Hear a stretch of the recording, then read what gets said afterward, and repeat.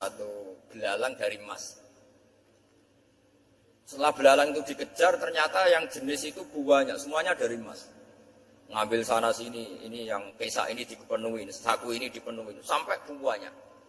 Terus sama Allah digojlok, kamu itu nabi saya, kenapa kamu mengumpulkan harta sebanyak itu? Kamu itu nabi saya kok rakus? Jawabannya Nabi Ayub unik. Ya Allah, siapa yang bisa kenyang dari rahmatmu? Ya, jadi kalau kamu punya uang 1 miliar, kok ingin 1 miliar 100, ingin 1 miliar 200, itu cara ngitung bukan uang. Ya Allah, siapa yang bisa kenyang dari rahmatmu? Karena rahmat Allah tidak terbatas, sudah Gusti tenang saja. Meskipun saya gini, rahmat Anda tidak akan habis. Sehingga waroi ada ilmunya, tomak juga ada ilmunya. Termasuk ragus itu juga ada ilmunya. Misalnya begini, ini contoh rakus yang ada ilmunya begini. Ini saya beri contoh. Mungkin yang boleh niru orang-orang soleh, kalau nggak soleh jangan. Imam Syafi'i ini cerita nyata. Imam Syafi'i itu dulu ketika ngaji masih muda itu nggak suka sama guru yang kaya. Kebetulan dia punya guru miskin terus. Namanya Sufyan As-Tsauri, itu miskinnya Masya Allah. Sufyan bin Uyainah juga miskin. Jadi dia miskin, punya guru miskin terus. Sehingga idolanya ya sama guru-guru yang miskin. Suatu saat guru-guru ini menyarankan dia ngaji Imam Malik. Imam Malik itu kaya raya.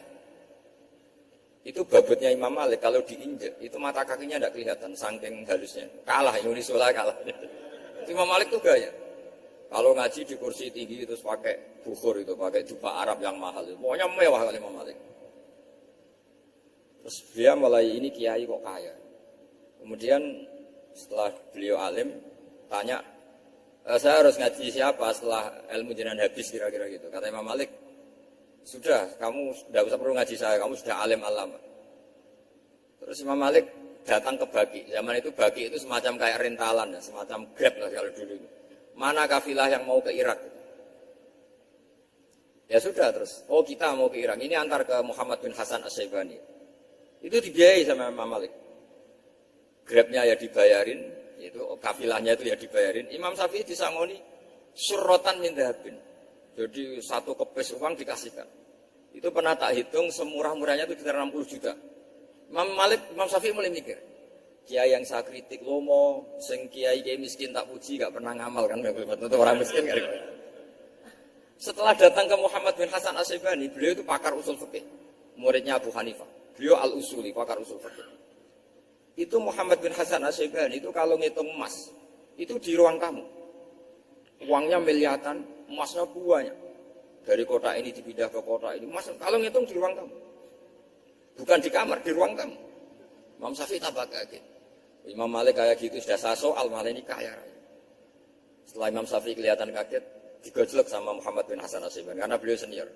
Ata'jabu min hadza, kamu aneh melihat ini? Iya. Kenapa? Ulama kok kaya raya.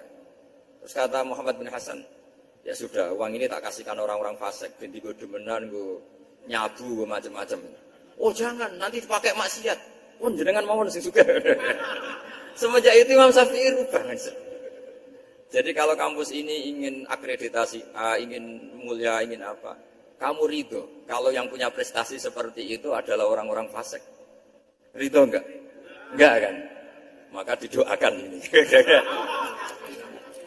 Nah itu namanya berpikir secara usuli. Kamu jangan hanya nuruti karena berpikir waroi terus kamu benci kekayaan, benci pangkat, benci apa, tidak bisa seperti itu. Karena pangkat dan kekayaan ketika dikelola secara kesolehan maka akan menjadi energi positif yang luar biasa. Semenjak itu Muhammad bin Hasan As-Syaibani berhasil mendidik Imam Syafi'i. Sampai akhirnya keterusan Imam Syafi'i berpendapat kalau orang Islam bisa bikin rumah tingkat kok punya rumah reok, itu haram. Akhirnya keterusan.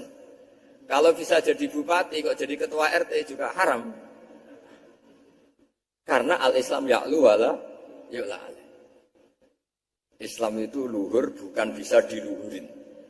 Sehingga rata-rata orang Syafi'iyah, termasuk kiai-kiai Indonesia, itu rata-rata ya agak-agak politikus. Ya agak-agak kedonyan, mungkin sebagian kedonyan tenan gitu. Karena nggak ridho gitu loh. Kalau kesempatan itu dikuasai orang fasik kemudian menjadi kekuatan maksiat.